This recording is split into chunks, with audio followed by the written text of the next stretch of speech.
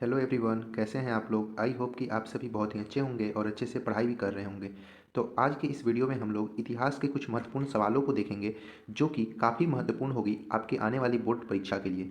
तो चलिए बढ़ते हैं अपने पहले क्वेश्चन की तरफ। क्वेश्चन नंबर फर्स्ट, क्षेमेंद्र की रचना कौन सी है। ऑप्शन ए मुद्रा राक्षस, ऑप्शन बी अर्थशास्त्र, ऑप्शन सी वृहत कथा मंजरी तथा ऑप्शन डी कथा सरित सागर। तो इसका आंसर हो जाएगा ऑप्शन नंबर सी, वृहत कथा मंजरी। चलिए बढ़ते हैं अब अगले क्वेश्चन की तरफ। क्वेश्चन नंबर टू, इंडिका किसकी रचना है। Option A Chanakya, option B Megasthenes, option C Harshvardhan तथा ऑप्शन डी कालिदास। तो इसका आंसर हो जाएगा ऑप्शन बी मेगास्थनीज, जो कि एक सालुकस निकेटर का राजदूत था। अब इससे जुड़ा हुआ एक और प्रश्न पूछा जा सकता है कि अर्थशास्त्र किसकी रचना है। तो इसमें इसी ऑप्शन में ही आंसर है, चाणक्य की रचना है। चलिए बढ़ते हैं अब अगले क्वेश्चन की तरफ। क्वेश्चन नंबर थ्री, किस गुप्त शासक को लिच्छवी दोहित्र कहा जाता है। Option A Samudragupta, option B Chandragupta, option C Kumargupta तथा ऑप्शन डी स्कंदगुप्त। तो इसका आंसर हो जाएगा ऑप्शन नंबर ए समुद्रगुप्त। और लिच्छवी दोहित्र का अर्थ है लिच्छवियों की पुत्री के पुत्र। मतलब कि जो समुद्रगुप्त थे उनके पिता चंद्रगुप्त प्रथम, वो लिच्छवियों के पुत्री से शादी किए थे। तो समुद्रगुप्त क्या हुए, लिच्छवियों के पुत्री के पुत्र, इसीलिए इनको लिच्छवी दोहित्र कहा जाता है। चलिए बढ़ते हैं अब अगले क्वेश्चन की तरफ। क्वेश्चन नंबर फोर, गुप्त काल में हस्ती सेना का प्रधान को क्या कहते थे।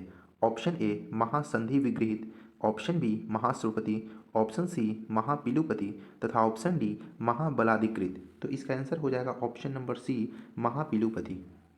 चलिए बढ़ते हैं अब अगले क्वेश्चन की तरफ। क्वेश्चन नंबर फाइव, निम्न में से महिला संत थी। मतलब कि ये चार ऑप्शंस दिए गए हैं, इनमें से कौन कौन सी महिला संत थी। तो हम लोग जैसा कि जानते हैं कि मीरा, अंडाल एवं कराइकल, ये तीनों ही एक महिला संत थी। इसीलिए इसका आंसर हो जाएगा ऑप्शन नंबर डी, इनमें से सभी। चलिए बढ़ते हैं अब अगले क्वेश्चन की तरफ। क्वेश्चन नंबर सिक्स, धर्म की शुरुआत किसने की थी। Option A Chandragupta Maurya, option B Chandragupta Vikramaditya, option C Ashoka तथा ऑप्शन डी कनिष्क। तो इसका आंसर हो जाएगा ऑप्शन नंबर सी अशोक। चलिए बढ़ते हैं अब अगले क्वेश्चन की तरफ। क्वेश्चन नंबर सेवन, समुद्रगुप्त की तुलना किस यूरोपीय शासक से की जाती है। Option A Hitler, option B Napoleon, option C Bismarck तथा ऑप्शन डी मुसोलिनी। तो इसका आंसर हो जाएगा ऑप्शन नंबर बी नेपोलियन। अब हम लोग इनकी तुलना नेपोलियन से क्यों करते हैं, क्योंकि समुद्रगुप्त तथा नेपोलियन दोनों ही एक बहुत ही वीर योद्धा थे। चलिए बढ़ते हैं अब अगले क्वेश्चन की तरफ। क्वेश्चन नंबर एट, मौर्य वंश का संस्थापक कौन था।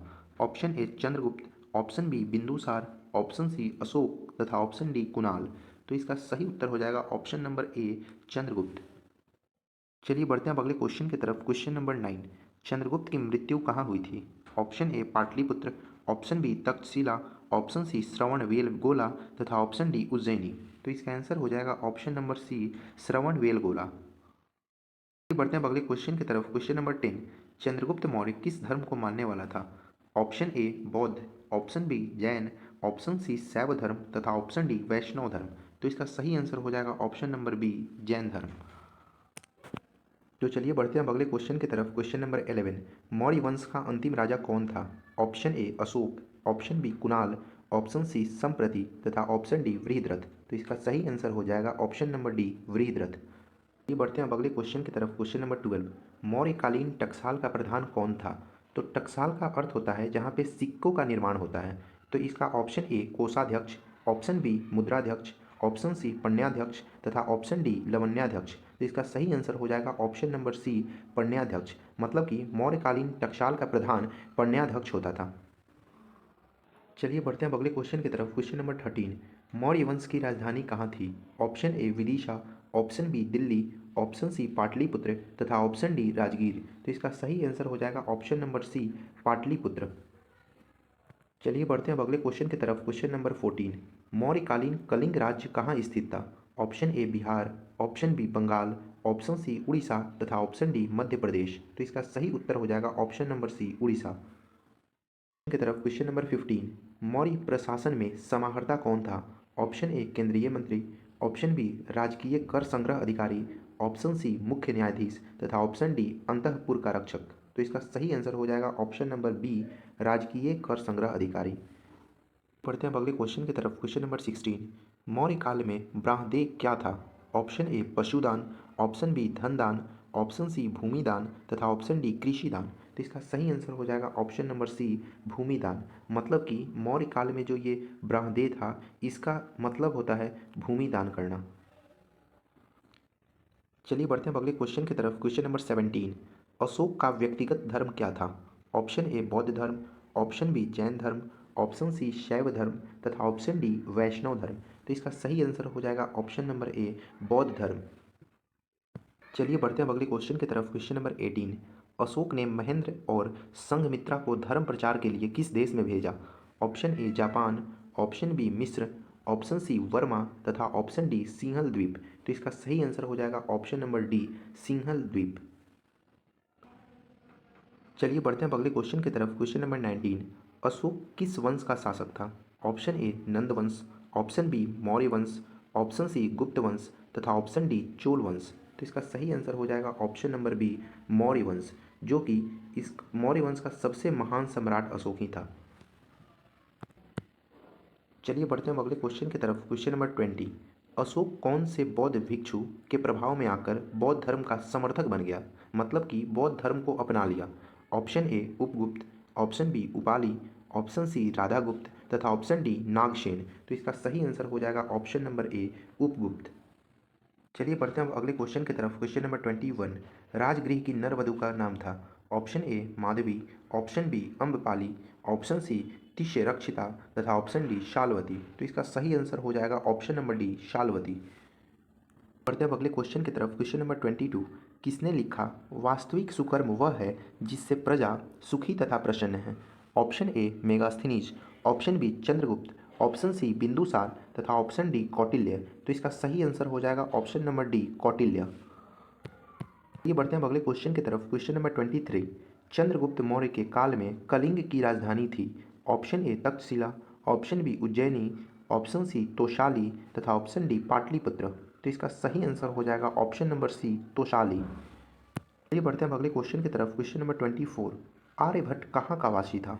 Option A Malwa, option B Kashmir, option C Takshashila तथा ऑप्शन डी पटना। तो इसका सही आंसर हो जाएगा ऑप्शन नंबर डी, पटना। चलिए बढ़ते हैं अब अगले क्वेश्चन की तरफ। क्वेश्चन नंबर 25, द्वितीय नगरीकरण के नगरों को क्या कहा जाता है?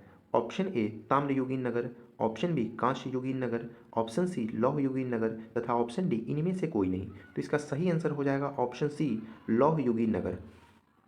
चलिए बढ़ते हैं अब अगले क्वेश्चन की तरफ। क्वेश्चन नंबर 26, भारत का प्राचीनतम ज्ञात अभिलेख कौन सा है? ऑप्शन ए सारनाथ का अभिलेख, ऑप्शन बी गिरनार का अभिलेख, ऑप्शन सी ओगजा कोई का अभिलेख तथा ऑप्शन डी मथुरा का अभिलेख। तो इसका सही आंसर हो जाएगा ऑप्शन नंबर सी, ओगजा कोई का अभिलेख।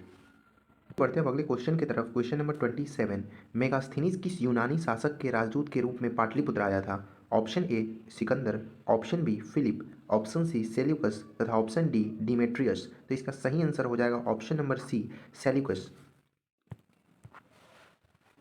चलिए बढ़ते हैं अब अगले क्वेश्चन की तरफ। क्वेश्चन नंबर 28, कलिंग युद्ध का वर्णन किस अभिलेख में किया गया है? ऑप्शन ए 10वें शिलालेख, ऑप्शन बी 11वें शिलालेख, ऑप्शन सी 12वें शिलालेख तथा ऑप्शन डी 13वें शिलालेख। तो इसका सही आंसर हो जाएगा ऑप्शन नंबर डी, 13वें शिलालेख।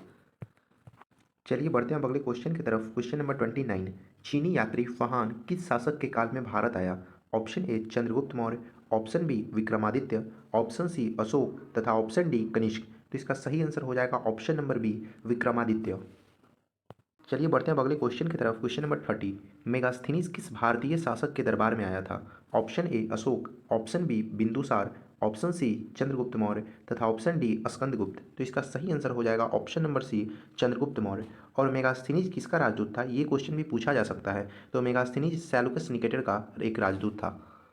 चलिए बढ़ते हैं अब अगले क्वेश्चन की तरफ। क्वेश्चन नंबर 31, किस अभिलेख में सती प्रथा का उल्लेख मिलता है? ऑप्शन ए प्रयाग अभिलेख, ऑप्शन बी एरन अभिलेख, ऑप्शन सी मेहरौली अभिलेख तथा ऑप्शन डी मथुरा अभिलेख। तो इसका सही आंसर हो जाएगा ऑप्शन नंबर बी, एरन अभिलेख। चलिए बढ़ते हैं अब अगले क्वेश्चन की तरफ। क्वेश्चन नंबर 32, बाणभट्ट की रचना कादंबरी में किस शासनकाल का वर्णन है? Option A Chandragupta Maurya, option B Ashoka, option C Chandragupta Vikramaditya तथा ऑप्शन डी हर्षवर्धन। तो इसका सही आंसर हो जाएगा ऑप्शन नंबर डी, हर्षवर्धन। चलिए बढ़ते हैं अब अगले क्वेश्चन की तरफ। क्वेश्चन नंबर 33, गुप्त संवत कब और किसके द्वारा शुरू किया गया? ऑप्शन ए घटोत्कच 300 ईस्वी, ऑप्शन बी श्रीगुप्त 309-310 ईस्वी, ऑप्शन सी समुद्रगुप्त 324 ईस्वी तथा ऑप्शन डी चंद्रगुप्त प्रथम 319 से 320 ईस्वी। तो इसका सही आंसर हो जाएगा ऑप्शन नंबर डी चंद्रगुप्त प्रथम 319 से 320 ईस्वी। चलिए बढ़ते हैं अब अगले क्वेश्चन की तरफ। क्वेश्चन नंबर 34, पंचतंत्र की रचना किसने की? Option A Aryabhata, option B Varahamihira, option C Kalidasa तथा ऑप्शन डी विष्णु शर्मा। तो इसका सही आंसर हो जाएगा option number D Vishnu Sharma, क्योंकि पंचतंत्र जो है वो विष्णु शर्मा द्वारा रचित है। चलिए बढ़ते हैं अब अगले क्वेश्चन की तरफ। क्वेश्चन नंबर 35, प्राचीन नालंदा विश्वविद्यालय के संस्थापक कौन थे? Option A Ashoka, option B Chandragupta, option C Skandagupta तथा ऑप्शन डी कुमारगुप्त। तो इसका सही आंसर हो जाएगा ऑप्शन नंबर डी कुमारगुप्त। चलिए बढ़ते हैं अब अगले क्वेश्चन की तरफ। क्वेश्चन नंबर 36, भारतीय इतिहास का कौन सा काल स्वर्ण काल कहलाता है? ऑप्शन ए मौर्य काल, ऑप्शन बी गुप्त काल, ऑप्शन सी मुगल काल तथा ऑप्शन डी अंग्रेजों का काल। तो इसका सही आंसर हो जाएगा ऑप्शन नंबर बी गुप्त काल। चलिए बढ़ते हैं अब अगले क्वेश्चन की तरफ। क्वेश्चन नंबर 37, अर्थशास्त्र में कितने प्रकार के विवाहों का उल्लेख है? Option A 2, option B 4, option C 8 तथा ऑप्शन डी 10। तो इसका सही आंसर हो जाएगा ऑप्शन नंबर सी 8। बढ़ते हैं अब अगले क्वेश्चन की तरफ। क्वेश्चन नंबर 38, अर्थशास्त्र की रचना कब हुई थी? ऑप्शन ए 6ठी शताब्दी ईसा पूर्व में, ऑप्शन बी 5वीं शताब्दी ईसा पूर्व में, ऑप्शन सी 4थी शताब्दी ईसा पूर्व में तथा ऑप्शन डी 3री शताब्दी ईसा पूर्व में। तो इसका सही आंसर हो जाएगा ऑप्शन नंबर डी 3री शताब्दी ईसा पूर्व में। चलिए बढ़ते हैं अब अगले क्वेश्चन की तरफ। क्वेश्चन नंबर 39, नालंदा विश्वविद्यालय के छात्र थे? Option A Fa Hien, option B Xuanzang, option C Harsha तथा ऑप्शन डी कुमारगुप्त। तो इसका सही आंसर हो जाएगा ऑप्शन नंबर बी वेनसांग, क्योंकि वेनसांग जो थे वो नालंदा विश्वविद्यालय के छात्र थे। चलिए बढ़ते हैं अब अगले क्वेश्चन की तरफ। क्वेश्चन नंबर 40, किस गुप्त शासक को उसके सिक्कों पर वीणा बजाते हुए दिखाया गया है? ऑप्शन ए चंद्रगुप्त प्रथम, ऑप्शन बी चंद्रगुप्त द्वितीय, ऑप्शन सी समुद्रगुप्त तथा ऑप्शन डी स्कंदगुप्त। तो इसका सही आंसर हो जाएगा ऑप्शन नंबर सी समुद्रगुप्त। तो यहाँ पे आप सभी के सारे वस्तुनिष्ठ प्रश्न समाप्त हुए। आई होप आप सभी को समझ में आया होगा। अगर कोई भी डाउट आता है तो आप लोग कमेंट सेक्शन में पूछ सकते हैं। अगर इसका पीडीएफ नोट्स चाहिए तो आप लोग हमारे टेलीग्राम चैनल से जुड़ सकते हैं, जिसका लिंक डिस्क्रिप्शन में है। फिर मिलेंगे अगले लेक्चर में कुछ महत्वपूर्ण सवालों के साथ। तब तक के लिए पढ़ाई करते रहिए, हंसते रहिए, मुस्कुराते रहिए और यहाँ तक वीडियो देखने के लिए आपका बहुत बहुत धन्यवाद। Thank you so much.